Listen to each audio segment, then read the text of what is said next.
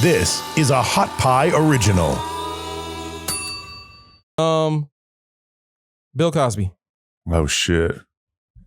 Chris Brown. R. Kelly. R. Kelly. Next. That's R. Kelly.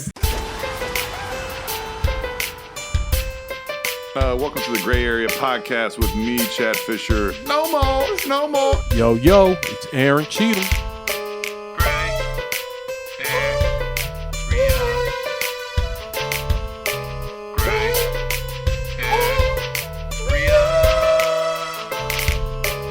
Yeah, we out the house, boy.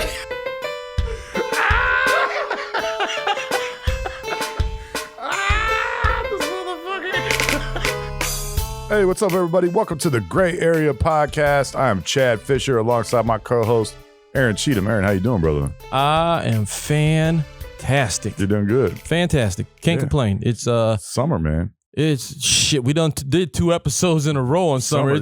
It's leaning in now. It's like since y'all been talking about me.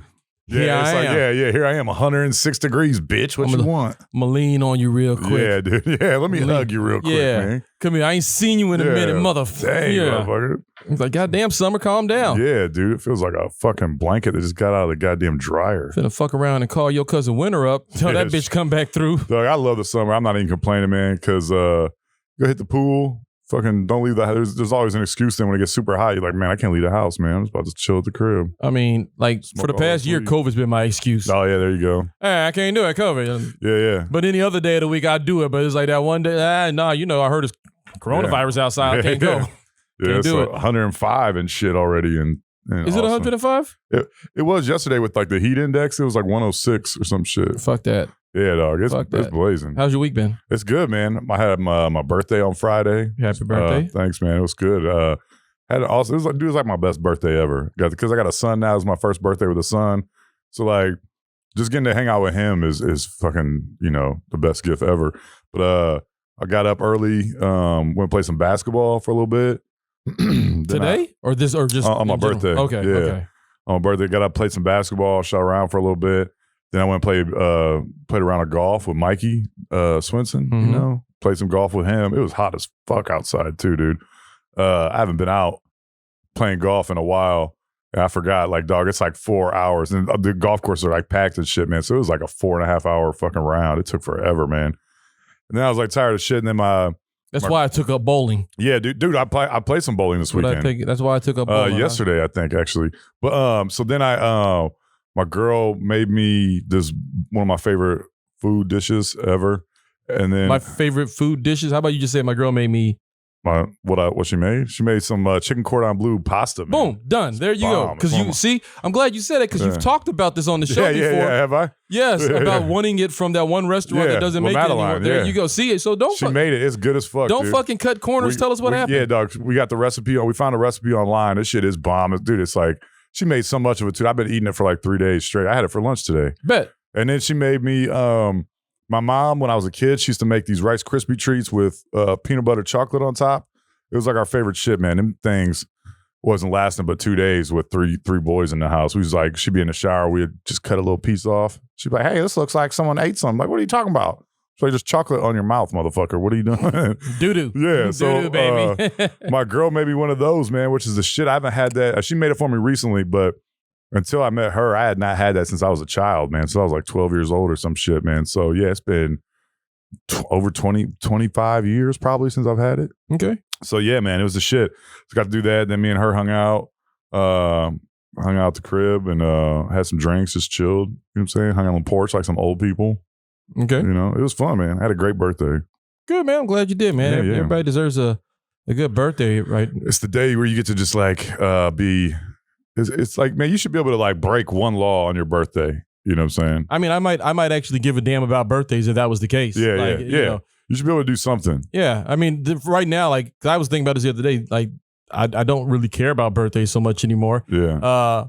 Except for like, I get free shit. Yeah. Outside, like, that's the only perk to it is I can go somewhere and be like, it's my birthday, and people give me stuff. But outside of that, like, I mean, I've been working since I was like 16, and I've been like I've worked my birthday so much that it's like it doesn't mean a whole lot. I mean, especially when you have kids. Like, Van's still young, but you're gonna get to a point where when you have kids, like your birthday's another day because you still gotta do everything. Gotta do all the other dad shit you gotta do. So it's like it's just a day. It's a day that that I'm gonna get some cake. I might get something different. But I mean, it's special. But I mean, nobody really gives a fuck but you and the people around you. Everybody else is like. And everybody else walking this earth has one of those days. Calm down, true, Nancy. Gina gave me the day off, man, so it was cool. Oh, that's dope. Yeah, and then I came home and got to give my son a bath and everything like that. Was there in time for bath time and shit. And so it was bomb, man. I had a good ass time. Bet. You got a shout out for this week? Oh, actually, wait, before you shout out, I'm excited because right now at the house, I got 2 porterhouse steaks sitting on the counter marinating. Them motherfuckers getting thrown on the grill as soon as I get home. So I'm ecstatic right now. Yeah. It ain't my birthday, but every now and then you find a sale and make you feel like it's your birthday. And they had these 2 big ass porterhouse steaks on sale, and I was like, well, I know what the fuck we're doing. Yeah, I know what we're doing. Shit. I really ain't even got to fire up the grill. I just got to open it up or put the shits on. The sun will cook it so it ain't hot outside. Put that shit on the sidewalk or some shit. No shit. Motherfucker be done. You got to flip that in like 2 minutes, man. Shit. All right, shout out. What's your shout out for this week? Yeah, dog. So my shout out is going to be to La Madeline for fucking putting the recipe online, dog. Because without that, man, I used to get this meal all the time, dude. And so to have it now, and I've been eating it and I'm still not even tired of this shit, man. I've had this shit like 5 meals in a row. I eat this shit another 4 days. All right, shout out to La Madeline. Yeah. My shout out is actually a month late. But I became an uncle for the first time. Oh shit! What's up? My brother-in-law, Abe and Pauline Brown, had their son at the end of May, like May 20. It was May 20 something. Forgive me for not remembering the exact date. Real talk. My little nephew Aiden, dude's coming in strong. I mean, he came in at like 9 pounds 22 inches, Damn. like 9.5 pounds 22 inches. Big baby, man. Oh yeah. Yeah, he came out like... Shout out to mom for fucking doing that. God damn, dog. Yeah. He gave birth to a bowling ball. Yeah, Shit. he came out and he was already like, walking. Yo, what up, y'all? He was like, I'm late for work. It took you so long. He's like, what's up? Grown man, but shout out to someone give me a Black and Mild and a fucking Sprite, to my nephew, Aiden Brown, and congratulations, Pauline and Abe. You guys brought a beautiful boy into the world. Side shout out, today... I don't know if you remember this, but today is the 1-year anniversary of my dog dying. Oh shit, man! And last year on this day, or actually 1 year from ago, tomorrow we were recording, and Chad didn't give a fuck what I was going through. What? I don't think that's true. That is because I was having a moment, and I was singing. I sung a whole goddamn Stevie Wonder song. And you were like. All right, anytime we can move on now. Yeah. I was going through some shit. You were like, and anyway, I was trying to record something. We were recording, but you didn't trying to make everybody sad. You weren't even empathetic that your boy was going through some shit. I just lost my dude. Man. I was probably drunk and high. Yeah, I was probably drunk and wearing high. Those shorts, stomping on roaches with no shoes on, no socks, no shoes, stomping roaches. Well, I found out last week, man, that we don't need to wear pants in this motherfucker no more, man. It's hot as hell. So yeah, I'm wearing them Daisy Dukes. I don't give a shit. Goodness, yeah. I'm trying to get my balls nice and cool and shit. Man, shout out to my dude Bird, man. It's been a year. I miss you. I miss you dearly, dude. We have 14 great years together. It's a long time, it's still. I still think there's little shit that you don't even think about. Yeah. That where I think about them all the time. Like when I make chicken, like I don't eat chicken skin. Yeah, especially on fried chicken. Exactly. I'm used to taking off the skin and giving it to him, and it's like, God damn. That sucks, dude. I gotta do something with this. But yeah, I miss him. Like little things like him running up to you and shit, like from around the corner, or taking him on walks and stuff. I mean, we didn't take walks for a minute because he's old. He couldn't do it. But man, I miss him. I miss you so much, Bird. Oh, dog. Shout out to you. You don't want to see what's going to happen to me if Tatey ever dies. Oh, guess what? I'm going to be like, anyways, let's fucking keep it moving. Let's keep it moving. Dog, you won't see me for a couple months probably, man. I'm going to be in a cold, dark room, not talking to nobody. Oh, shit. Well, we don't even want to get on that. Yeah. We got a special guest. Before we bring him on, you want to hit us with these headlines real quick before we bring our guest on? Man. So I got a couple headlines here. One of the first ones, man. Did you hear about this dude that got swallowed up by a whale? I heard something about somebody trying to get ate by a whale. There's a lobster diver in Cape Cod. Says a humpback whale scooped him up and spat him out. He said he was in the the whale's mouth for 30 to 40 seconds before he came back up and then just spit him out. wish a whale would. Shit. I wish a What whale you gonna would. do to a whale? I'm gonna fuck him up from the inside. It's gonna feel like a toothpick hitting him. He's not Nah, gonna feel that little dangly thing in the back. That's where Pinocchio and them fucked up. Pinocchio and them fucked up. They let him go all the way out of speed bag the shit out of that dangly thing. Yeah, fuck that, man. Make him gag. Make him sound like one of them sluts on 6th Street after a night of drink. You get me out real quick. Get me out of this mouth. Right out your blowhole. So some of the people are kind of skeptical of it. It sounds like though they're like it's plausible, you know, but they don't sound like they're too into it. Like it definitely happens or anything. But he walked with a limp out of the hospital that afternoon. This motherfucker. He was messing around on his old lady. Yeah. Came back smelling like fish. Like, And she was, what happened? What had happened was like tilapia, motherfucker. This smell like shit.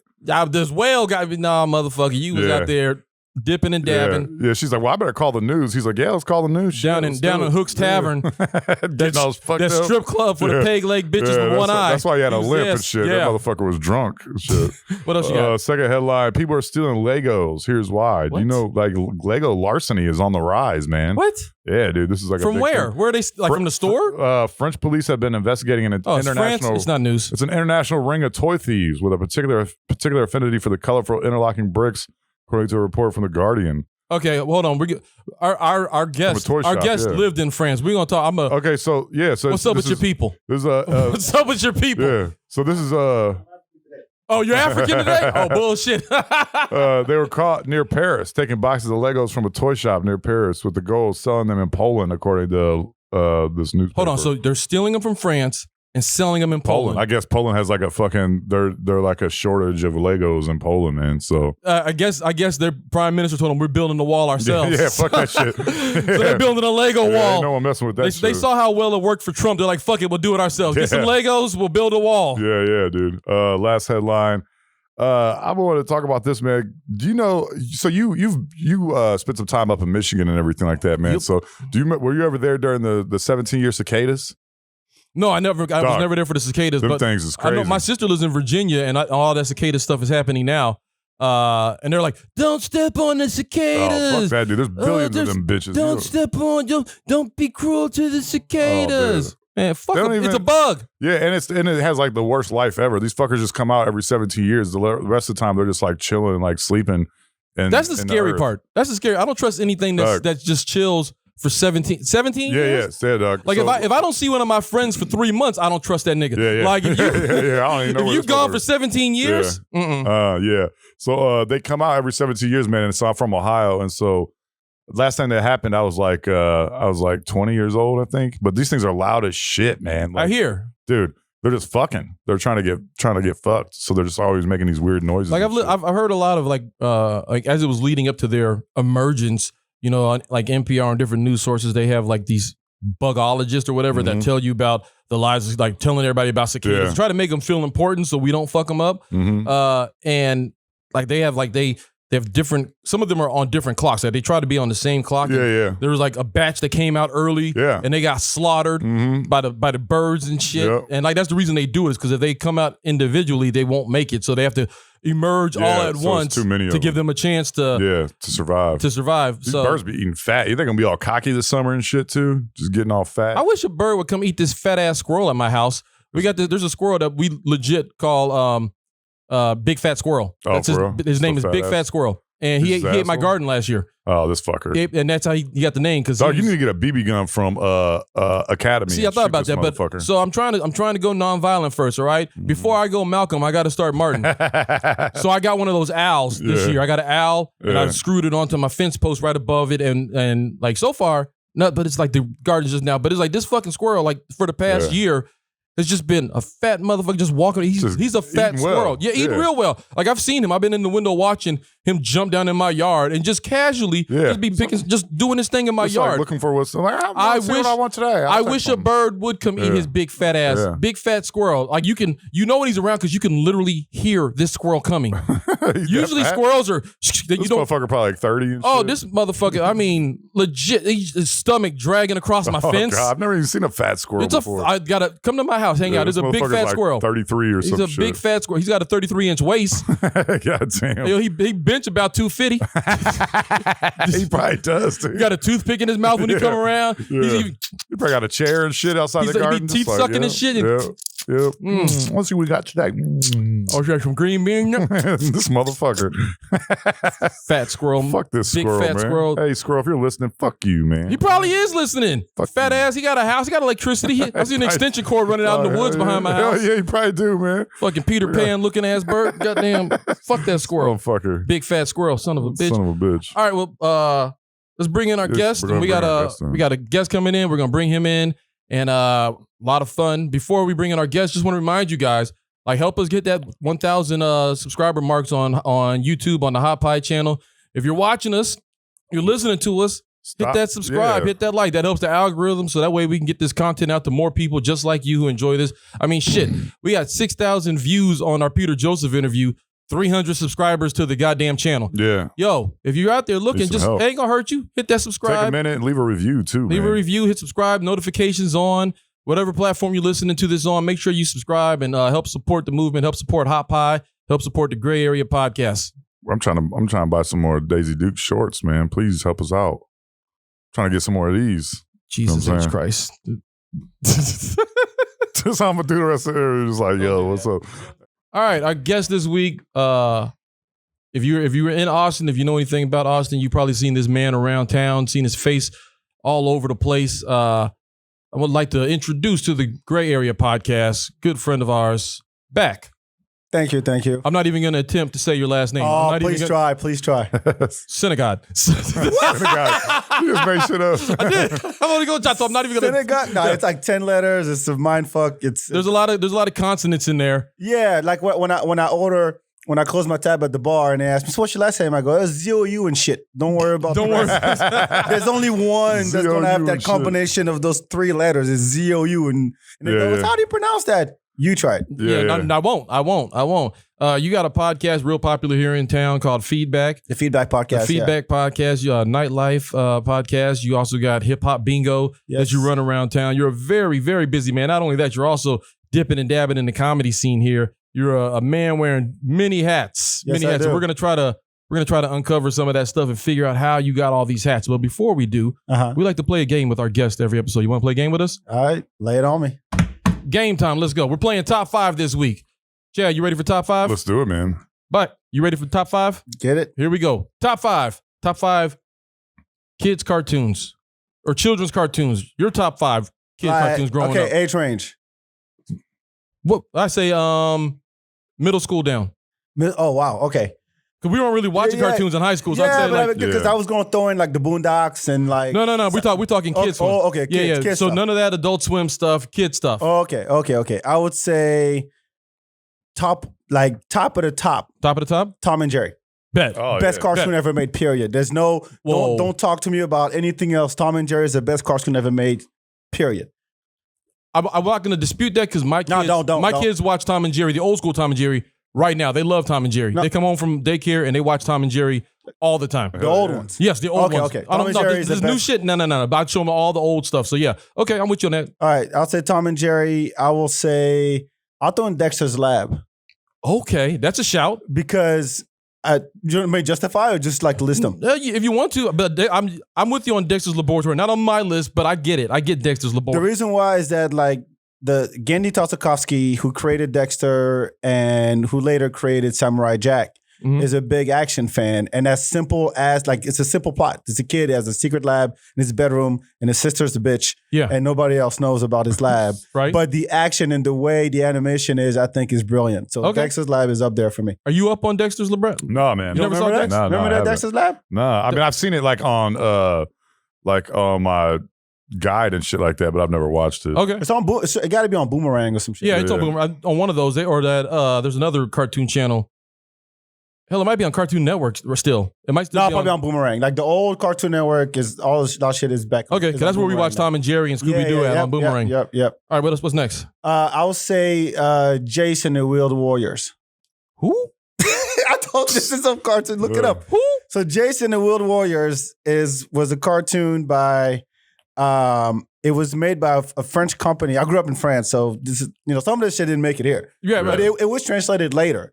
But Jason and the Wheeled Warriors was about this guy who it takes place in space, and he has like half of a amulet or something. The other half is his dad's, and he fights these monsters called they're planes that turn into like cars and trucks and shit. Okay. Oh, shit. Kind of like Transformers? Yeah, but it's more like anime style, if you will. Okay. But it was I fucking love that show. Okay. It's 3. You got 2 more? 3, yeah. I'm going anime because I really grew up on anime shit. Okay, I'll go Space Adventure Cobra, which is about a space pirate who has a gun in his arm. I think He has a red suit on, blonde dude. I've seen like always commercials cigar. for it, but I've never watched the show. Oh, I've seen the guy with the gun arm. I know what you're talking about. I never watched the show Space though. Adventure Cobra. Okay. And then Fist of the North Star. Oh hell yeah. Not that whatever shit that Dolph Lundgren did. No. The old movie. No, he did He-Man. The movie. I remember the anime movie. Fist of the North Star. Yeah, that was like one of the greatest. Like when I was in high school, my boys put me on there. Like this is one of the greatest animes that you're ever gonna see. And I was like, Then I watched it. That and Akira. Yes. Both. I was like, okay. But those were like hardcore, like head blown up. I was like 7 years old watching that shit. Yeah, My parents yeah. didn't care. Because it was like on prime time, like cartoon, like in the afternoon and shit. Yeah. And we all watched it. And we'll go home and go, what? You're already dead. And then fucking head goes up. Yeah. No, Fist of the North Star was legit. Shit. All right, that's your fight. Chad, what you got?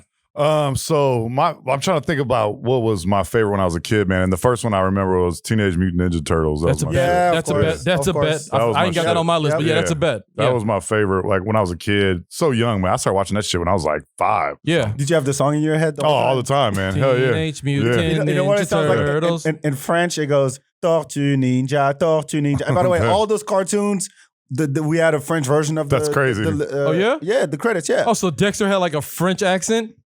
No. I like added it in English. Okay. I added it in English. But like DuckTales. Like the theme song. The theme song, the DuckTales, had nothing to do, in French, has nothing to do with the English version. Oh, really? Yeah, I can translate, but you go ahead. That's and finish crazy. your- That's on my list though. DuckTales is on my DuckTales, list. yeah. And because that song is a lick, yo. Yes. That song. And then Rugrats, man. That was my shit too. Okay. Nice. Okay. Yeah. Rugrats. Nicktoons. Nickelodeon, Yeah. And then some Captain Planet. I used to watch that shit all the time. I forgot all We the about Planet Captain Tears. Planet. Yeah. We can be I one forgot too. all about Captain Planet. Captain. I have all these songs. Dude, in I used to my watch head. X-Men a lot too. That's Okay. another good one. Okay. And then so my fifth one, I forgot that this was age appropriate. But I used to watch, of course, South Park and Beavis and Butthead, which used to be like my favorite cartoon. Beavis and back in the Butthead day. was out when we were kids. So Yeah. So I mean, it was kind of kid. When I remember It when wasn't the movie kid-friendly, came out. but we could watch We it. still watched it. My Yeah, dad loved that shit, man. MTV. Yeah, hell yeah. 7 o'clock. Yeah, dude. So I used to watch those all the time. And when the movie came out, I was like beyond ecstatic, man. That shit had me hyped as fuck. And then also when Teenage Mutant Ninja Turtles came out, when the movie came out, the first one, you know, like in the Michael Bay 90s. Yeah, in the 90s. No, the Vanilla Ice one. Yeah, That was Vanilla number Ice. two. yeah. That was number two. No, No, that number was two. one. No, number two. I just watched them. The Vanilla Ice one is 2? Yeah. Yeah. Go Ninja, go Ninja, go. You sure? Yeah. Yep, that was the second That one. was my I shit. saw it in French, but they didn't translate that part. Yeah. Oh, that's, I'm glad yeah. it didn't. Go. But yeah, man. So that's probably my top 5, man. All right. Shit, I got. You said X-Men, didn't you? Yeah. All right, X-Men was on mine. And you know me, I always have like honorable mentions. So I'm gonna move X-Men off of mine. Oh, I'll can I move have one those in. too? Yeah, you can have honorable mentions. Absolutely. Do whatever you want. X-Men was on mine, but I mean Saturday morning, X-Men, Spider-Man, Yeah. like that was a lick. So I'll move that down and I'll move something else up. In line with your Beavis and Butthead, I had Ren and Stimpy. Oh yeah, dude. Nice. Yeah. Ren and Oh, yeah. Stimpy. Yeah. Mhm. But my official 5, we'll go with this. Animaniacs number 5. Nice. Like, yeah. Animaniacs, because Yeah. it had all those mini cartoons and stuff, and Pinky and the Brain was my shit. Like Mhm. for real. I love Yeah, I used to Pinky like and the that So Brain. they're bringing that shit back, right? Yep. Oh, it's already back, and it's okay. I like the is? original better, but yeah, it's on. What was it on? Hulu. It was on Hulu, I think. Oh wow. Oh, okay. And it's like, yeah, because I tried to let my kids watch it. I was like, ooh, it's a little bit too grown for y'all. They ain't gonna watch this shit when you go to bed. Yeah, though. yeah. And even Ashley was like, she used to love Animaniacs. She was like, ooh, nah, Yeah, I think I'm can't gonna do that. pass. I'm Yeah, like, yo, yeah. I'm finna, while y'all go to sleep, They're about to be down here. I'm finna roll something up. Reliving These his are the childhood. Gets a chicken boo. Thank you, the man, but you're not a man, you're a chicken boo. Chicken boo. That's my shit. All right, then I had DuckTales on there. Yeah. Love DuckTales. Did you watch the new one?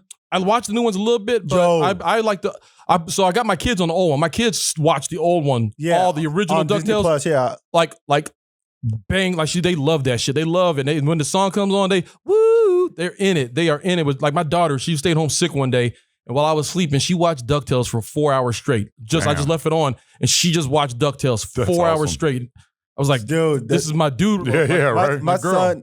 son loves it. He sings this theme song in French and in English. That's Oh, hilarious. that's gangster. Il goes, c'est le plus grand boss de toute la ville, Picsou. Picsou. To the same C'est le beat. plus puissant de tout Canaville, Picsou. Picsou. Il vaut des milliards. Or en or, en rewrite dollars. history. Picsou. DuckTales. Woo. So Picsou, Picsou, is a play on words. It means literally steal money. Like I take your money. Oh, because Like, Scrooge is No, but sue is money and peek is like, to steal. Like snatch so your they're money. talking about jacking money in the song. Yeah. So his name is Picsou. That's hood, It's Uncle man. Picsou.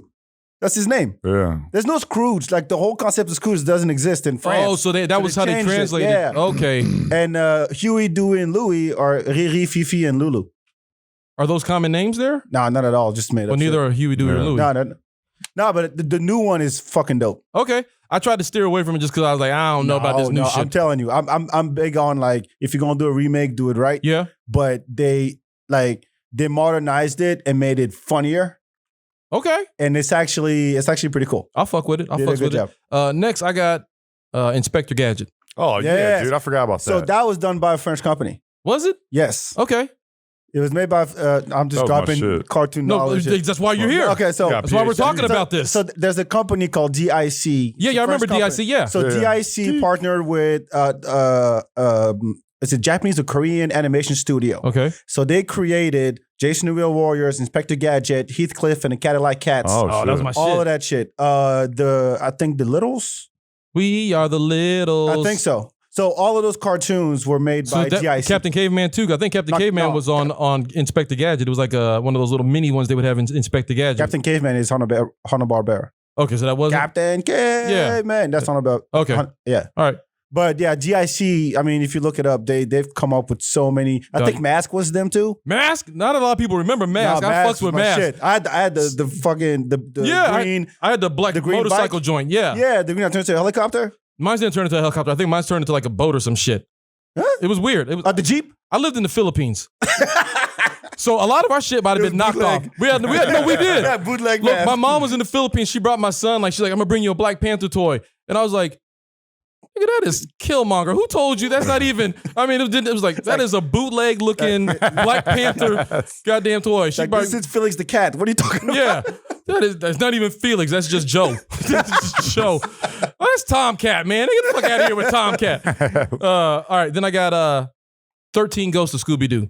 Okay. I went super specific because Scooby-Doo is whatever, but 13 Ghosts of Scooby-Doo. Yeah, that was good. That one, like that whole series, I watched every episode of 13 Ghosts. That was like the best rendition of the Scooby-Doo cartoons for me. Mm-hmm.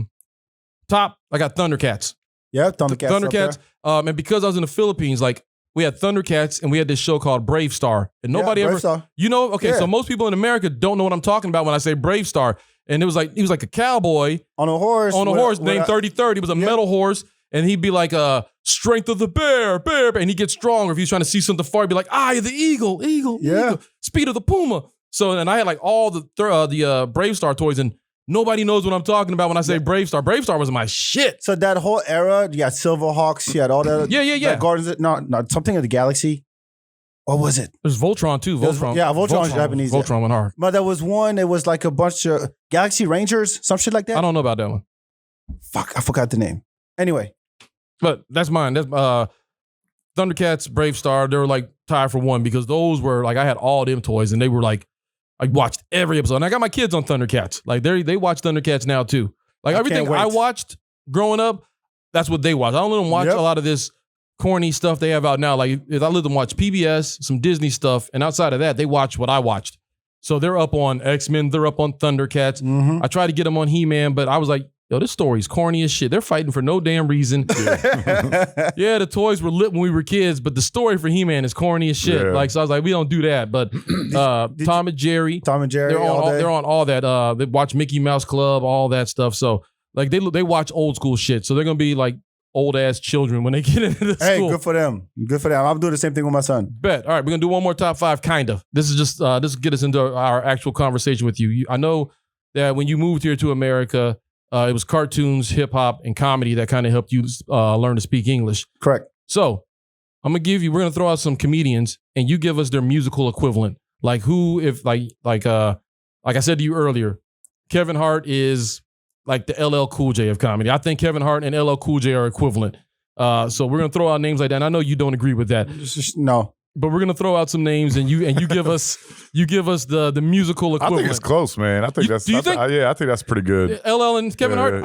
Because if you want me to explain, because like both of them came out, and you were like, yo, that's fucking dope. Like I rock with this, but then they went commercial, and then it was like, now you're oversaturated with them, and it's like they're kind of corny now. Yeah, super like, corny. LL was hard as hell when he came out. Yeah, and everything after Mama Said Knock You Out. All that lipping shit, shirt off, that lounging, and that's just love. Yeah, I mean that was my jam though. But I mean, that one went hard. But then the same thing with Kev. Kev, the first 2-3 specials, he was legit, and then he just went like corny movies. Like it's like the work ethic wasn't the same. He's trying to get everybody I'm not saying you don't work hard. I'm just saying it's not the same. It's not the same edge that you had that made me start liking. He wants like every faction to like him. You know what I'm saying? He's trying to get like old white women to like him. He's trying to get like the hood to like him. He's like trying to get regular comics to like him. It's like, dog, you can't be everything. Right. All right, so I'm gonna throw one out. Ready? Go ahead. Bernie Mac. Wow. Bernie Mac, I would. You can throw in stuff. You can throw in stuff too. Hold on. Your equivalents, Chad. Yeah. He's got to be dead too. Got to be dead too. Got to be dead too. He's got to be dead too. DMX. Ooh. Yeah. Oh, that's good. Yeah. That's good. Yeah, I mean, I think that's pretty close to me, man. No, I think you. I think that's good. I think you just hit DMX, like real loud, talk. loud, like always himself, always him, no matter where. Like, very off stage, similar tones. off stage. Yeah, I like that because DMX is the same way. It was real, no matter what. Real. All right, bet. All right, I like that. Bernie Mac is DMX. Patrice O'Neal. Oh shit! I would say Sean P. Okay. Why? Because same thing. Like the kind of dude who's like underrated, but if you're a true lover of the art, you know who he is and respect him for what he's brought to the game. Bet. And he didn't give a shit. Okay. That's how Sean P was. Bill Burr. Oh shit, dude. Bill Burr is this might disagree, but I'd say M. You think he's the Eminem? White dude? Yeah, I can see that. The first white rapper I could think of. Here, let me see if I can. He's Eminem? Let me see if I can. Because like who's white and alive that's bigger than Bill Burr in the way that he constructs his jokes? Who can do what he does and says the shit that he does? Just like and that's controversial. That's contrarian. That's actually goes against the grain. That you love him or you hate him. And that's always going to keep you on your toes, no matter. I mean, okay, when you put it that way, I think. What do you think? I don't know. I would say that's a good one, but I would say comp, whoever you associate with being the best rapper, Bill Burr is my favorite comedian of all time, man. Like not even close. Him and Dave Chappelle, but I like Bill Burr more just because I don't know. That's the only dude I can listen to like nonstop. Like I listen to both of his podcasts every week, and I have for years. You know what I'm saying? Are you an Eminem fan? Not really, not a huge Eminem fan, no. But you see the equivalent? I can see that a little bit, yeah. In the approach to the art, that's how I. I can see that. That's how I clicked. They're also not like neither of them are super like into the limelight, like trying to be well known and trying to be like super famous. They're just doing themselves. Okay. So I can see that. Bill Burr is a comics comic. I'll give you that. Bill Cosby. Oh shit. Chris Brown. R. Kelly. R. Kelly. R. Kelly. R. Kelly. Next. That's R. Kelly. Next. All right, Chris Rock. Oh, shit. Chris Rock is, man, I would say, dude, that's a fuck. Ghostface. Oh shit! Hold on. All right, you talking real? Let's go. I think. Ghostface. I feel like he's bigger than Ghostface. Yeah, but it's one of those like he doesn't always come out, but when he does, it's dope. Like, well, actually, no, I'll take that back because if I'm throwing all kinds of variables in my head, and I'm like, Ghostface is prolific. Chris Rock is not as much anymore. I'll say Dre. Dre, like old Dre. Like when he came out, he doesn't come out often, but when he does, it hits. And then there's stuff that you hear, you don't even realize Chris Rock has something to do with it. Just like with Dre's like, oh shit, Dre did that? Oh, that was a Dre beat? I didn't even realize. I'd say Dre. Or Snoop. Maybe Snoop. Yeah, I can see that. Well. Skinny, black. Yeah. Been around forever, done changed the style 4 or 5 times. Yeah, okay. Chris Rock and Snoop? Yeah, I can see that. Chris Rock and Snoop. Yeah. All right. I can see that. This is tough, man. I know. Yeah, it is, man. This is really tough. Tom Segura. Tom Segura is... I feel like he's Springsteen. Yeah, I can see that, really? dude. Yeah. I feel like he's Springsteen. Yeah. He's not for everybody, but if you rock with him, you rock with him. That's true. Yeah. That's true. Yeah, I can see that. It's kind of Bert Kreischer too, man. That's the next name on the list. Oh, is it? Yeah, Bert Kreischer. Bert Kreischer is like Post Malone to me. Oh shit, nah, man. I think Bert Kreischer is the Beastie Boys. No, I mean it's like you wild, but I personally don't find, and no offense, Bert, if you ever hear this, not that you would, but I'm not a huge fan of shots Bert fired. Kreischer. You're sitting right here. Not that you show. would. It's your show. But I'm saying I'll make sure he hears I'm not it. a huge Kreischer fan. I respect Bert Kreischer for what he's done. Yeah, same. And what he's contributed. But I'm like, I don't that kind of comedy. It's not for me. Okay. So just like Post Malone, like whatever he's done. Is for me, man. That's my shit. But and Bert Kreischer, right? Yeah, I mean, I like Bert Kreischer. He's straight. I don't like him a lot. Demo, right? I don't like him a lot, but you know what I'm saying. But yeah, no, I'll listen to Post Malone all day. I don't give a shit. Like he came out to me. Bert came out of nowhere. He did. No, I know, but I know he's been around. No, he did come out of nowhere. He did come out of nowhere, just like Post Malone did, and now he's bigger than ever because he's all over the place. Okay. Let's go big then. Chappelle. Jay-Z. Yeah, I'll say Jay-Z or Nas actually. Yeah, I can see Nas. I see Nas. All right, I'm gonna flip it around. Yeah, probably Nas. That's probably a little bit more. That's actually real right on the nose. Yeah, that's like right on the nose. Storytelling, cultural. That's right on the nose. Actually, I want to change mine. I want to say Bill Burr is Nas and Chappelle is Jay. Yeah, because Nas is like the people's, just like Bill Burr is like the comic, the people's comic. I feel like Nas is the same. Like if you're like a true like OG, you love Nas. You know what I'm saying? Okay. If you have like good taste and rap, in my opinion, not everyone. Good taste in yeah, but I mean, everybody loves. Dog, Nas is fucking. That dude's been around forever too. Let me flip it around this time. I'm gonna flip it around because I'm trying to figure this out. Who's the Biggie and who's the Pac? Oh shit. Who's Biggie and who's Pac? Okay, who's dead? Yeah. Hold on. Here we go. Could I say? Patrice could I say big. Richard Pryor is Pac? Patrice could be big. Okay. Can I say Richard Pryor's Pac? Yeah, I can say that. Yeah. I can say that. Richard Pryor's Pac? Yeah. Then who would be Biggie? It's a good one. Biggie would be Murphy? Eddie?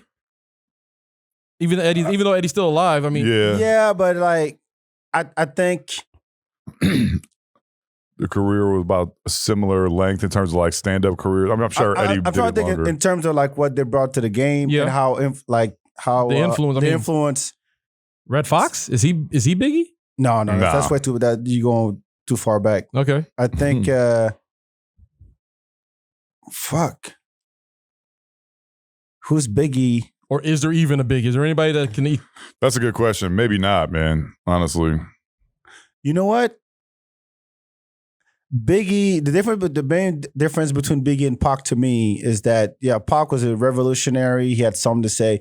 Lyrically, Biggie had it. Yeah. Mm-hmm. As far as like wordplay and shit. Right. And I appreciate a comic that talks about language a lot. Carlin. Yeah, Thank you. There we go. That's exactly what I was thinking. Yeah. Carlin is Biggie? Carlin is Biggie because that's a great That's nice. Carlin would break down a word or an expression, and just like to its Beat core. it to death. Yeah.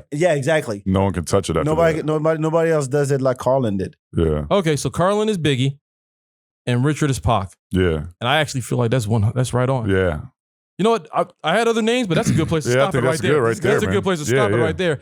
Play this at home, folks. Yeah, seriously. You at a bar, this is what you do. You do this right here, and you have great conversation with your friends or lose some friendships, goddammit. Like, I thought Back was going to swing on me when I said LL Cool J. He's like, He's like, nah, check yourself. I didn't think like the way you were thinking, but your approach makes sense. It All makes right. sense to me. So you were a kid from synagogue. Synagogue. I don't know how to say Synagogue. He said synagogue. I'm Jewish, y'all. I was born He's from a synagogue. He was born in from a synagogue. From the synagogue. from the synagogue down the street. How do you say it? Senegal. Senegal. Okay, Senegal. SE. He asked him earlier. He's like, you know where that's at? He's like, I've heard of it. Oh yeah, because You heard of the wrong thing. with the Yannickas and shit. Yeah. That's right. African Jew. The African Jew. Yeah. A few. Ladles. Yeah. A few. All right. Ladles. Lentil beans and shit. All right. and then you end up outside of Paris, right? Yeah. So I grew up. If you know where Versailles is known for the castle, Louis XIV castle. I grew up in a small town about 15 minutes away from there. How did you get from Africa to Paris? How did that happen? Plane. Motherfucker. What took you there? No. So my dad worked for IBM. Oh, okay. I worked for IBM in Africa. And then he said, hey, I got a job in France. I was 2 years old and I went with them. Okay. And then fast forward 15 years later, he said, I got a job in Austin. So That's crazy. Came here. Nice. Okay. So you are a man of culture just because of the different places you've lived, right?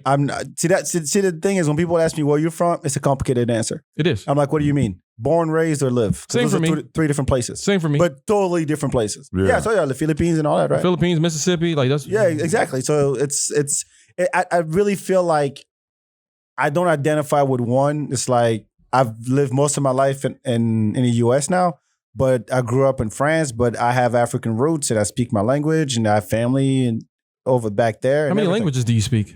About 3.5. Is the half Spanish? No, the half is Japanese. Damn. From watching anime. Okay. Since for like 15 years. Okay, so you have conversational anime Japanese. Pretty much. Okay. I just insult people and beat them to death. That's pretty much. You can start a fight in Japanese. Yeah. That's about it. I say, you ain't shit, and I'll be right back, and I have this power, and I lay it on you, and I'm going to transform, and then I say all that shit. Next week's episode and shit. Yeah. Next time on Back. To be continued. Right. And then you come here to America, and when you came here, like we said earlier, it was a lot of cartoons, hip hop, and comedy that kind of got you into the culture here.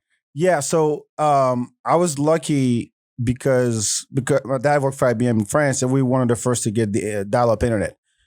And so I was, I don't know, maybe 12, 13, something like that. And I found out about this website. I think I told you that. Whatever. We're gonna pretend like we didn't talk. We didn't talk before. We didn't talk. We never talked before. So there's the website called the Original Hip Hop Lyrics Archive. Mm-hmm. OHHLA. Yes. .org. That has basically every hip hop lyrics out there. Like you ever heard of this, Chad? No, I haven't. That's awesome though. I used to check it out in high school. That's cool and shit. he actually gave me shit because I told him I went on Ola to download lyrics for Big Willie Style. I had to get the lyrics. God I'm like, damn. really? Out of all the, they have every rapper that's ever existed, and he goes for Will Smith. Will Smith. This motherfucker was talking about Biggie and Pac a second ago. No, he's talking about Will Smith. Yeah, I got the Big Willie Style. Who's the Will I'm Smith surprised comedy? it's on there. Oh God, I don't know. The Will Smith of comedy? Yeah. Whoever, Carlos Mencia. Chris D'Elia. Chris D'Elia, yeah. Okay. Yeah. Yeah, Whoever- but I did. I went and I had to get the lyrics for Getting Jiggy with It and Miami. God. I hope it was dude. like a middle school project, and you were just. No, it was for the lunchroom cafeteria for when That's worse. I know. Worse. that is not Yeah. bad, man. You would have told me, yo, there was this chick who was also a Yeah, fan. yeah, and then it's and understandable. And she loved the song, so I tried to rap it at recess. But Nah, you nah, went nah, there. nah, nah, nah, nah. Oh Okay. God, Nah, nah, dog. Turn his nah, mic nah, off, nah, please. nah. Get Stop. jiggy with it. Nah, Oh, nah, nah, dude. nah. All right. That's one of Get the the worst camera off songs of all his face. time, man. No, so I would damn. print out the lyrics from, Doggy Style, The Chronic, Wu-Tang, Mobb Deep, Busta Rhymes, Boot Camp, Helter Skelter, Exhibits, Fugees. I had all those lyrics printed out in a binder, and I would just learn about heart. I didn't know what the fuck it meant, but I knew the words, and I would just recite on the bus at recess. Like I would get in when you a cipher. No, not a cipher. Like we know we stand around at recess just shooting the shit. Yeah. And all of a sudden I start just bobbing my head and go, oh, that's it. Back is gone. What is it this today? Oh, it's hell on earth. All right, cool. And I would just recite. And then and what that does is when you're learning a language is that it gets your ear used to the sounds because of the rhymes that come back.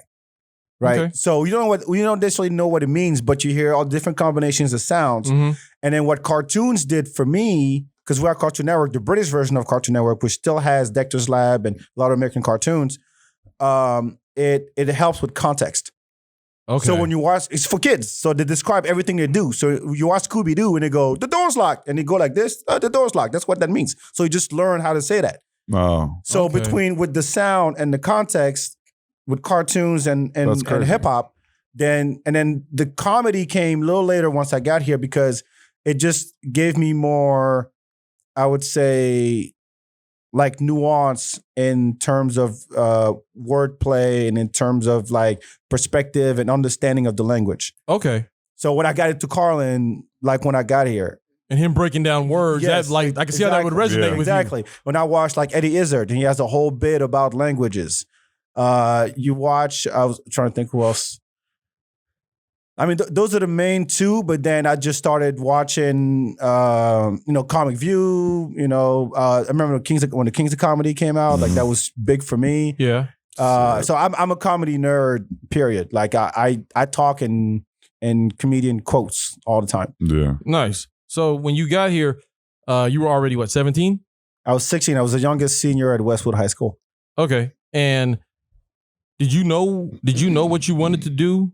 Like, did you have an idea of what it was you wanted to do with your life Of course not. I had to start over.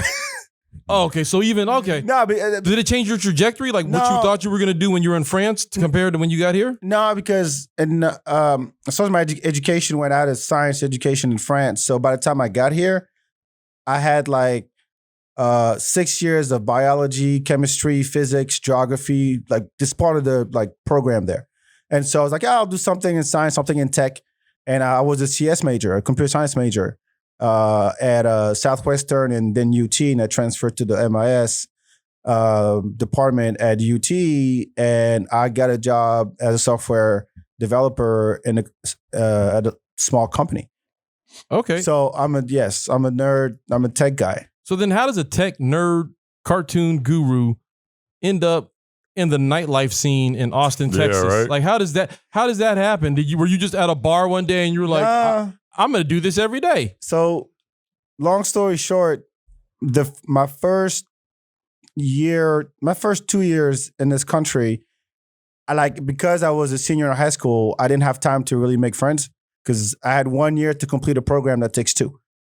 I was in an international baccalaureate program. Okay. And pat myself on the back. I'm like the first in Texas to graduate with a bilingual, because I took all the classes in English, but I took the test in French at the end of the thing. So I graduated with that. I was like, look, I don't really know people. College was like my first, like, oh my God, there's a bunch of people around me type shit. But I love music. I love to dance. So where do you go when you love those two things? You go downtown. Okay. So I was that kid. I was out like 7 nights a week. Seriously, crazy. like I was a 6th Street rat. Like I probably walked around the earth 3 times. Just on 6th Just Street? on 6th Street. Like from, Dirty 6, then Warehouse, then West 6, East Side. And I became friends with a lot of DJs and artists, musicians, store guys, bartenders, bookers, venue owners. And they would tell me like all kinds of shit about what they do. Yeah. And fast forward to 2010, I was like, you know what? These people do a thankless job. People don't realize what it takes to be a bartender and have to deal with drunk motherfuckers every day. Yeah. Yeah. And I'm like, they should have a place to tell their side of the story. And that's how the feedback was born. So the feedback started off as a blog where people could go on and write stories about the nightlife experience. So I had like song requests gone wrong from DJs. I had, like bachelorette party stories. And these are like industry people, like anybody could go on and write. anybody. Okay. Anybody could go on and write. But I had DJs right on there. I had bartenders right on there. How did you like? Were you like? Did you have? How did they know about it to go? Like, were you flyering them, or were you just? I knew them. By that time, I knew them all. Okay. So I was like, yeah, I built this thing so that you guys can share your stories. And at the same time, I'm going to throw events every 3 months around Austin. And every feedback party was at a different venue, different DJ, different theme, and every name, every theme had my name in it. So I had the Bring It Back. That was like a 90s party. I had the Backstroke. That was a board party. I had the Don't Call It a Comeback. I had the Give Back. That was a fundraiser for the Austin Music Foundation. I had all kinds of like events. Okay. And what we would do, and the whole point of the feedback was I wanted to make it an interactive thing. So at all my events, we would have a red carpet in the backdrop and it would interview people. And not asking, oh, you excited to be here. It would be like, yo, what do you think about girls who walk barefoot at night because their feet hurt? Like, what kind of drunk motherfucker are you? Yeah. Like, just stupid questions like that. And we'll just, put it together, do a montage, throw it online. Nice. And then I started the podcast in 2013 because I was like, people don't want to write. People don't want to read online. So let's make it a podcast. So the podcast launched in December 2013. And then I had, the same people on the show. I've had DJ Mel's been on many times. If you know DJ Mel, Obama's DJ. Okay. I don't know Obama's DJ. He's here. He's dope DJ. Zeely's been on. Okay. Jackie Vincent, DJ Hella Yella, The Mayor. The Mayor, like DJ The Mayor? Yeah, DJ The Mayor. DJ Steve Adler. Yeah, Steve Adler. Steve Adler. Oh, you and Steve just be hanging out in Cabo and shit? Yeah. What the fuck? Cabo Steve, huh? You and Cabo Steve? Yeah, exactly. Yeah, right. He regrets that so much. But so it was really, I was just keeping up with the nightlife, trying to give a platform for people to talk about it, share ideas, share the story. And then, I had comics on. I've had Godfrey. I've had Dan Soder. I've had Mo Amer recently. But I've been focusing more on comedy since like December. I took a break because I had a son. Yeah. Congrats, by the way, Thank you. Chad. Thanks, brother. And then I started it again when the George Floyd shit happened. So we're talking about current events and stuff. And I was like, you know what? I'm going to jump back into comedy. So now I'm just focusing on that. So that's long story long, y'all. Yeah, no, but I'm glad because you hit on all the notes and stuff. So you took a blog into a podcast. Now the podcast was a live event, right? Yeah. So I did it at my place, and then I would also take it to bars. All right. And like I recorded at Antone's, I recorded at the Rattle Inn, if you remember what the Rattle Inn was. I've done it at Lavaca Street Bar. Nice. I like that. I've done it at Empire. I've done it at Empire. I did it at the Native Hostel. Yeah. That was like before I took a break. That's why I would do it. Like every episode was recorded up there. Wow. Nice. And so, what was that like to be a part of? Because like we were in the studio, and before this, we were at Chad's house and stuff. But the environment when you're doing something like that, like first of all, organizing it, getting it together, getting people to show up to the motherfucker, right? I mean, Chad, you've run a show. The equipment and shit too. You run a show. You know how hard it is in this town to get people to show up somewhere. Oh, yeah, dude, yeah. Yep. And, last minute. Yeah. So it's like that had to been a hell of a lot to be on your plate, as well as also trying to figure out how to record, edit, and post this shit, right? Like, was that all on you? That was all on me. Towards the last, I would say 3 years, I've had people help me out as far as like editing and stuff. But as far as booking it, up until then, it was just, I was one man machine. Like I didn't care. Honestly, I'm like, and I was working at the time too. People didn't know what I did for a living. People thought I did feedback like full time. Yeah. Because I was always out. I was throwing my parties. I was always in the know. People would call me up. Yo, back. It's Tuesday. I got people in town. Where should I go? All right, there's this, that, this, and that. You sound like Diddy. Like you're the Diddy of Austin. Are you Austin? Really? Are you Austin's P Diddy? Is that our comp? I'll Back take is it. P Diddy. I will take it. I will take it. No, but it's to me, like I really feel like I was lucky landing here from France. I mean, my dad would have told me, "Yo, we're going to San Antonio." No offense, San Antonio, or anywhere else in Texas. I would have been like, "Yeah," but I'm glad I landed here. Yeah. And I feel like I started a new life in Austin, and my entire family left. By the way, I have just my brothers here, but everybody else. My parents moved back to France and South Africa. Now they're back in Senegal. I got family in Atlanta. I got my brother in Australia. I'm the only one who stayed like consistently in Austin, and because I was lucky to meet a lot of dope people over the years, and people that I supported by just, I would just go to an event by myself, just to check it out. Mm-hmm. And then if it was dope, I would tell other people, and I didn't ask for money. To me, it was like, it wasn't a money thing, because I was making good money with my job. Yeah. So it was like, I'm just doing this out of passion.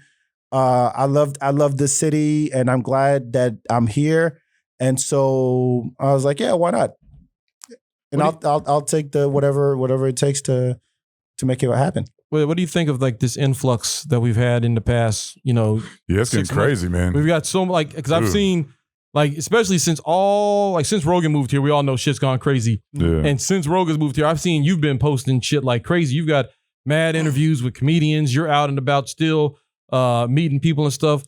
Has it made it more busy for you doing the show or getting out? Are you it seemed like it slowed down for a while, and then now you're busier than ever? Yeah, because here's the thing.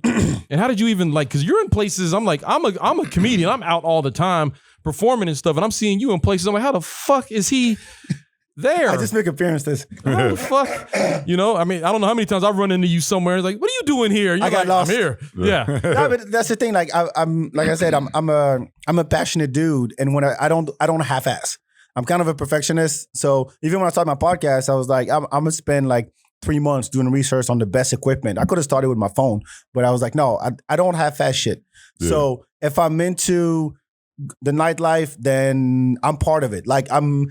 Everybody that I knew considered me service industry, even though I never worked behind a bar, and it's and as far as the comedy goes and people moving here, I'm like, it was gonna happen regardless. Yeah. It's one of those things there's no stopping it. Mm-hmm. You can bitch all you want. I look at it there's more opportunities, because there are people who come here, first of all, got money, right? And second, everybody's bringing in something. What I would like to see more is people embracing what Austin has to offer. I'm not trying to say keep Austin the way it was, right? But I think that there is a sense of loss, because you're like, oh yeah, this is gone. I just found out that my favorite restaurant in town, the Chez Nous, which is a French restaurant owned by French people who've been here since the 70s. It's downtown on 6th Street and Nietzsche's, something like that. Yeah. It just shut down permanently. Damn. So you're like, yeah, that sucks. But Austin has a charm, I think, and that's why people come here. And then they come here and where's the charm? Yeah. Right? They come here for the music. What the fuck's the music? Well, music is gone. They come and then they're like, okay, well, we got comedy now. Okay, cool. Then we'll do the comedy. But I think that there is there's a sense of Austin, I think, that needs to be preserved. And I'll urge everybody, if you meet somebody who's lived in Austin for more than, I'll say 10 years, because really the change happened around 2011, 2012, it started. Yep. Right. If you've been in Austin, if you meet somebody who's been in Austin more than 10 years, I will urge you to get to know them and ask them, hey, where should I start? Yeah. Show me some shit, because it's still out there. Mm-hmm. And and the thing about Austin that I love is that if you're into something, you're bound to meet the right people. Yeah, that's a fact. You see what I mean? Yeah, if you're into comedy, you're gonna meet, Colton. You're gonna meet Dean. You're gonna meet Rebecca. You're gonna meet, you. It's the circle. The degree of separation in Austin is 2. Yeah. Where it's hard. It used to be much greater, but now it's it's trying to do somebody. Yeah. I know this motherfucker. I'm never mind. Everybody, I found that out really quickly. Talking to Cheatham, there's people that we've been talking about getting guests on, and like Cheatham knows these people now, or I know some of them or something like that. Like we are all connected through one person now, pretty much. I mean, us. You told me that your wife used to run around with Miko, and I've known Miko for years. So there you go. There's a connection right here. Right there. And so by association, if I know, Miko's a dope dude, then I would assume you are. Right. You see what I mean? Exactly. So that's whether you're in music, you're in art, you're in business, you're bound to meet like the right people at some point. It might take some time. I think now the time's gotten shorter and shorter because people are mixing again. Yeah. But I think there's tons of connects to be made, and Austin is a place to be. And I'm not going to die here, but I'm saying that take advantage of it while it's here, and invest, meet the right people, make some shit happen. Ask for help. Try to preserve the I don't know, man. Like I've been here 11 years Friday, and it's changed like immensely, man. It is a completely different city than when I moved here. There's good aspects and bad aspects. You know what I'm saying? Like I love that so many comics have moved here, and it's made the scene like more legitimate. Flushed it out a little bit. Yeah, I think so too. Yeah, I think it's gotten rid of some people that a lot of motherfuckers couldn't stand, or people that were trying to dictate the terms of comedy in this town and saying like who got passed basically throughout the whole city. You know what I'm saying? Yeah. And that shit was fucking old, man, because they wanted it to be very homogenized. You couldn't talk about XYZ. You had to be this certain type of comic that believed all the same things as the other old guard and everything like that. And if you didn't, then fuck you. You weren't performing anywhere. You know what I'm saying? Old guard. You had to start your own shit. You know what I'm saying? And that's what, me and a lot of my friends, we had to do. We had to start our own shows. We were not getting passed. We were completely different, polar opposites of the people that were like the popular comics in Austin and everything. And so now I think we're letting the audiences decide, man. You know what I'm saying? Like who's funny and who's not and everything like that. But yeah, like so Austin has changed big time.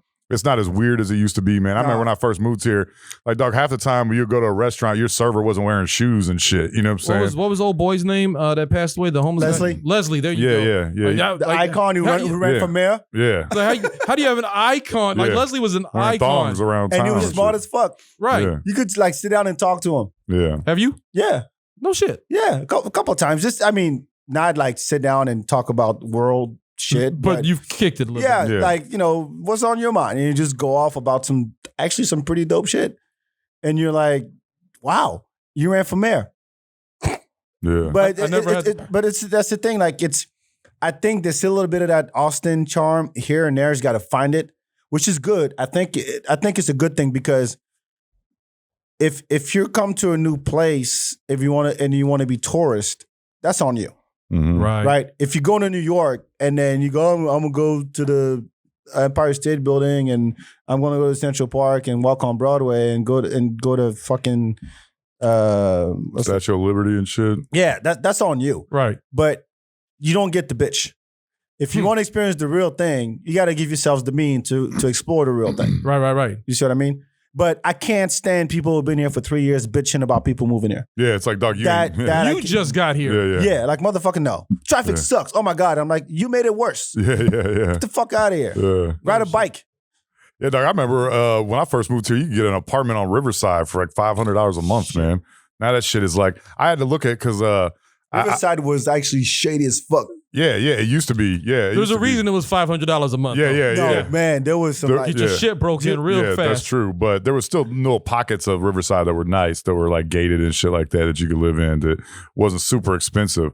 Now those same apartments are probably going for like $1,600, $1,700, $1,800 at least. Yeah, I mean, I tell you, when I first got here, you would drive down I-35 at night, and then you look to your right, and you see the UT Tower, you see the Capitol, 6th Street, all lit up. You look to your left, it was fucking darkness. Nothing. When I said darkness, I mean when kids would come out from under the bridge on weekends to go to 6th Street, it was like a thriller video, like fucking Walking Dead. They would just like come out of like rats coming out of the sewers. come out of the darkness. Just we're going to party and shit, we're going to turn up. And then they just crawl back at 2 a.m. It was like that. You would venture out a block east of 35. Past that Wendy's, that was it. Yeah, you was not passing 35. No, probably as far east as I would go is Violet Crown on 6th Street. Yeah, that's about three. About three. Yeah, 3, 4 lights or yeah, so. Yeah, that's about as far as you man. venture. Yeah. You wouldn't. Victory. I'd go to Victory. Get some Grill. soul food. Yeah. That's about it. That's as far east as you wanted to go. Now I worked out east, but like at nighttime, I'm finna. Oh yeah. Like you would park under the bridge and walk over to 6th Street. I ain't never park under the bridge. Nah, well, not anymore. Anyways, not anymore. But I did. I have my share of parking down there. I park on because I go right behind the Wendy's or the. Don't give away your give away spots. Oh man. shit, dog. Yeah, Colton, cut it. What are you Cut doing? dog. I got a couple downtown. I will not tell a motherfucker about no matter what. I didn't mean to say it out loud. Cut it. Yeah, nah. I've never had problems parking downtown. Never. Yeah. To this day. To this day. Unless I'm like late for spots. something and I gotta be like within a block or two. Yeah. But like if you're just going down to chill, like dog, I know about 4 or 5 spots that no one fucking goes to, man. I always I just no gave matter. mine away. Dog. No matter. It don't matter. Yeah, you gotta keep them shit close to the vest, man. Because there's times I went down there.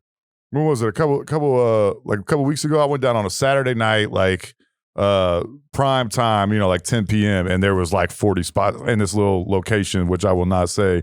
There was like, dog, I was like maybe 2 blocks away from where I was going to. I was like, dog, yeah, I'm never telling nobody about this shit. I actually shared one of my spots, that spot, with Ty this weekend because I was with Ty Wynn and he was getting ready to do the creek in the cave. It was like 9:30 and when we were heading down there and I was like, where you gonna park? Parking's a bitch. And he's like, I don't know. I didn't even think about that. I was like, go here. And to the spot. And then when I met him down there, he was like, thank you. Good looking out on that spot because I was in there, no problem. And I got over here, no problem. Yeah, I know. Tell me to shut the fuck up though. Yeah. Don't say a fucking word. I just fucking. Yeah, you better text him. Yeah. Cut it, man. Don't.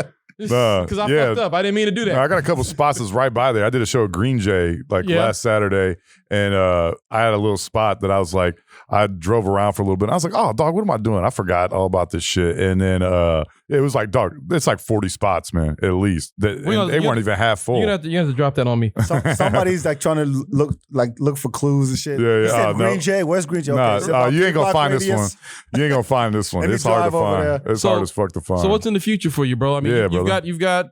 Are you still doing the hip hop bingo? We didn't even talk about hip hop bingo. You're doing hip hop bingo. Yes. You still got feedback. Yes. Now you've been interviewing mad comics coming into town. Like you've kind of ingratiated yourself into the scene, like as a person to know.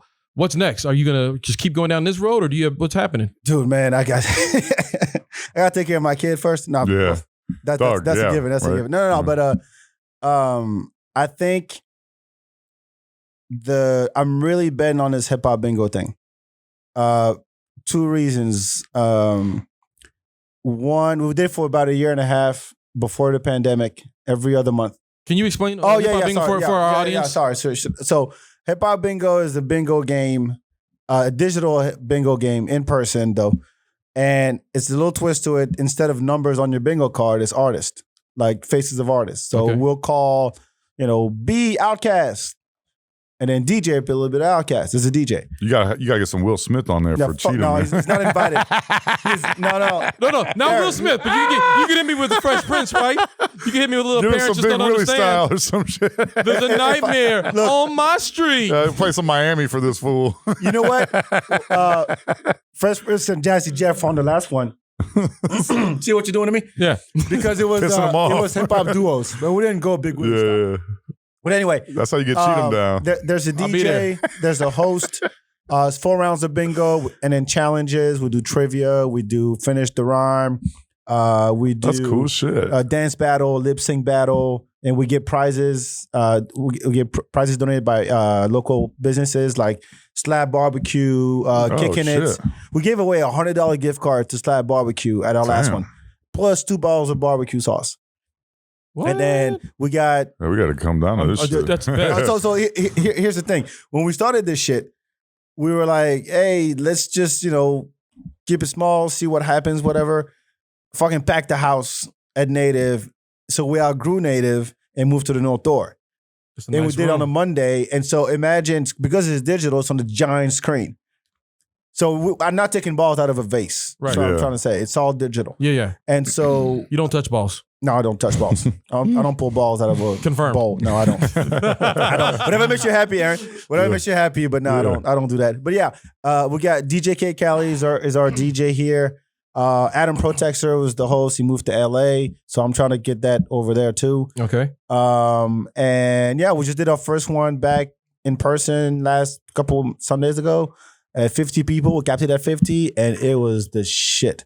You opening it up full capacity for the next one? Well, I want to keep it at 50 for All right. now. For now, because I think it's the right amount. I don't want to do like a big place because it's more intimate type of deal because people really get into it. Yeah.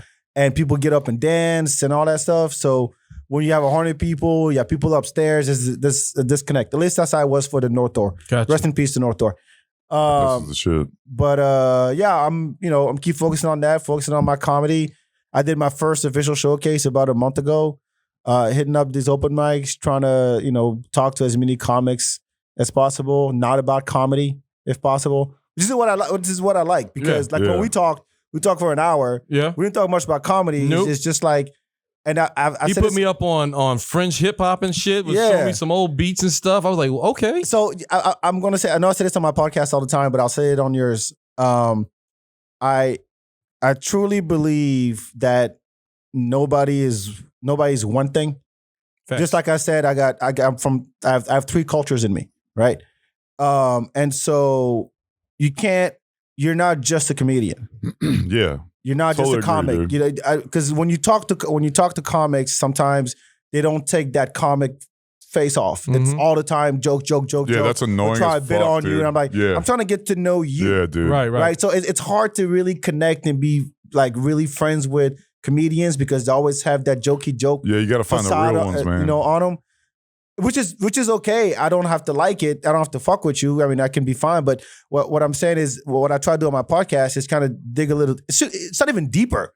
That should be the surface. Like, who are you? Yeah. Right? Like, yeah, my name is blah, blah, blah. I'm from blah, blah, blah. And then this is what I like. This is the kind of shows I watch. This is what I'm into. That's cool if I shit. want a comic, this is what I would do. This is what I do on my spare time. But if all you say is, well, I get up, open mics, I'm on unemployment, and I'm like, come on, man. Yeah, You had a life before. Yeah. You're gonna have a life after this. So don't bullshit me. So the whole point of my podcast, and it's the same thing I did with bartenders and DJs. It's like, yeah, you're a DJ. I get that. I get that you're a DJ. That's but refreshing, man. What else about you? Like, let's shoot the shit. And it's not an interview. We're just talking like we're talking right now. Yeah. It's a conversation. And so that's what I'm trying to get at. Like, what's your feedback? What do you got? What are you bringing to the world? Like, what's your story? That's what I'm Who about. the fuck are you? That's it. Who are you? Yeah. Who are you? Let's talk about it. That's really interesting. You anything you want to add in? No, man, I think that everyone should give him a follow online and everything like that because there's so much shit that he's involved with, man. He's like truly a renaissance man. Ooh, Yeah. I'm an old motherfucker too. I'm 52. Yeah, but Black don't crack. you are not 52. Quit playing. African doesn't even cracks even less. Doesn't even bend. No, it doesn't even. African is. I see my parents. I'm like, I'm gonna be all right. Yeah. But that 70 looks like this. Yeah, Eek. damn. I'll be all right. Oh, lucky, man. Yeah, but for sure, if like you want to know what's happening around town, like Mhm. I've been following that account for follow him years, back, man. Follow back, and you'll find out where to be just by following his moves. You'll know where to go. Yeah. Yep. So much stuff, man. And like I said, everyone check out this podcast as well because when you get to know people on a more intimate level, and it's not just them talking about the same thing about their comedy and stuff like that. That's cool as shit, man. Because there's a lot of cool ass people that are comics in this town. There are like some people like you talked about that are like really canned and corny and shit like that. That'll be sitting there trying bits on you. And you're like, dog, come on, man. I just saw your fucking act, dog. Exactly. I'm not trying to hear this shit again. But it's refreshing when you get to meet someone like Cheatham and stuff like that. You know what I'm saying? People that we hang out with and stuff like that that are that way, man. That aren't fucking weird and fucking trying to corny ass shit out on you because as comics we know when you're trying to do it, Are man. you doing a bit right now? Yeah. Are you So doing a bit? annoying. Yeah. It's so Yeah. annoying. I met. Let me tell the story. I tell it on my show, but this dude blew me away because it was after the Godfrey joint at the Romo Room. Shout out to the Romo Room. And he walks up to me. He goes, "Yo, my name is." I'm not gonna call him out. My name is blah blah blah. I'm like, "Cool, I'm back. Nice to meet you." And he goes straight into a bit. Oh God. And not even a short one. I'm talking about like a 45-second about boats and cocaine and Chase Bank. Jesus Christ. Some bit like that. And I just sit there and I just listen to him, just watch him. And then when it's done, I go, so what does that got to do with your name being blah, blah, blah? And he goes, well, man, I was trying to blah, blah. I'm like, look, man, Dog. you could have said nice to meet you. Yeah. Motherfucker, you could have just said that. Like, hey, how long you been in Austin? What's up with simple this shit? human interaction. No shit, let me buy you a drink. Yeah. What's up? What are you doing? Can I help you in anything? Whatever. But no, he went straight into it. Oh, that's the worst. And I'm like, God damn, they still make people like you? Yeah. This model isn't out of date yet. Come on, man. God damn, that's annoying. He deprecated, man. He need to be deprecated. Yeah. Seriously. That's sweet, man. But yeah, check him out. Can you tell everybody where to find you online? Yeah, the feedback on everywhere, BAK, because that is my name, and I'm a narcissist motherfucker. And I love my name. It's not usual at all. People call me Bach, and I give them 6 months to get it right. After that, I don't answer to you anymore. You fucked up a few times. Yeah. Well, I didn't know, but then you set me straight. You were like, let me. He called. He's like, let me tell you something. I was like, oh, what the fuck did I do? He's like, my trouble. name is back. I was like, oh, okay, shit, my bad. I didn't know. You know what's worse is people come on the Feedback podcast and call me Boxiel. They don't get the joke. Motherfucker. That was my bad. I didn't know, but I know. No, it's okay. 6 months. I thought he called you Beck at one point too. I was like, oh, that's shit. insulting. I would never. Do I look like a Beck? God damn. Does he look techno? Shit. Yo. Yes, the Feedback everywhere. Follow me. Hip Hop Bingo at If you're trying to find Bingo. something to do on the weekend, man, check out his Instagram, man. It was a pleasure to have you, brother. No, thank you. It was a pleasure for you to come join us. Yeah. I don't even think we really even scratched the surface. Yeah, we gotta have you on again, man. We hit some peripheral shit, but I mean, we could have went so much deeper. But it was great to at least get this introduction to our audience, to you. And Thank you. them. And I appreciate y'all for what you're doing. You know what? And I'll just say this. Like, I started my podcast in 2013. There was maybe 5 podcasts in Austin at the time. For a city that's supposed to be creative, 5 podcasts. Wow. Johnny Gowdy was already like in the hundreds at the time with his what do I do here? Well, I forgot his name and thing. But anyway, so the fact that there's more everybody and Mama got a podcast now, I'm not mad at it because I think that traditional media is dying. Yeah. Nobody watches late night talk shows no more. Nope. There's no, the barrier to entry is small. The thing is, if you do a podcast, like do it because you enjoy it.